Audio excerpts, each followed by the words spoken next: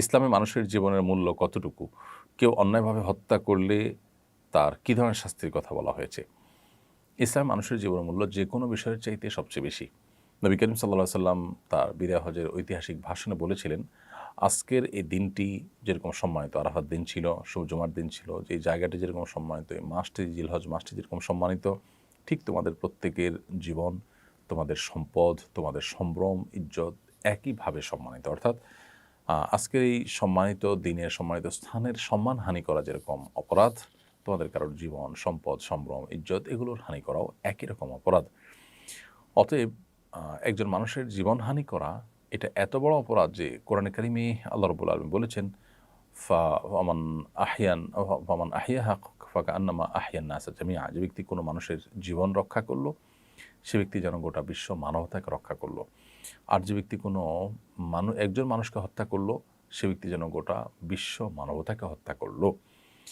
এটা এত বড় অপরাধ, এত জঘন্য অপরাধ যে একজনকে বাঁচানো মানে গোটা বিশ্ব মানবতাকে বাঁচানো, আরেকজনকে শেষ করা মানে গোটা বিশ্ব মানবতাকেই শেষ করা।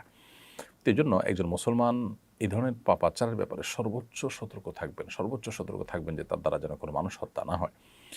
আর যদি কেউ কোনো মানুষকে হত্যা করেন ইচ্ছাকৃতভাবে, জেনে শুনে ঠান্ডা মাথা যদি কোনো মানুষকে হত্যা করেন অন্যায়ভাবে, তো কোরআন কারীমে আল্লাহ তাআলা বলেছেন যে ফাজাযাউহু জাহান্নাম, তার শাস্তি হবে জাহান্নাম এবং সে সেখানে চিরকাল থাকবে। সে যদি এই হত্যাটাকে বৈধ মনে করে, হালাল মনে করে, তাহলে সেক্ষেত্রে সে সেখানে চিরকাল অবস্থান করবে। খুবই জঘন্য একটি কথা।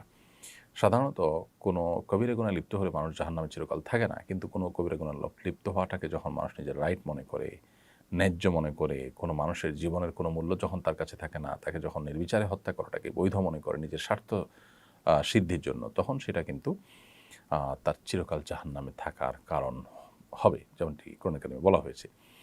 তো এইজন্য মানুষ হত্যা করার মতো ভয়াবহ অপরাধ আরেকটি নেই। নবী করিম সাল্লাল্লাহু আলাইহি ওয়াসাল্লাম যত কবিরা গুনাহ উল্লেখ করেছেন, মহাপাপের তালিকা উল্লেখ করেছেন, সিরিয়াল উল্লেখ করেছেন, তার মধ্যে সর্বাগ্রে রেখেছেন আল্লাহর প্রতি শিরক করার পরই এই মানুষের হত্যা করা বা মানুষের জীবনহানি করা। এই জঘন্য অপরাধ আজকাল ক্ষমতার জন্য, স্বার্থের জন্য, বিভিন্ন বিষয় বাদানুবাদ হলে অনেক সময় ইগোর কারণে আমরা এ ধরনের অপরাধে লিপ্ত হয়ে থাকি। আল্লাহ তাআলা আমাদেরকে হেফাজত করুন। আসুন্নাহ ফাউন্ডেশন, উম্মার স্বার্থে সুন্নাহর সাথে।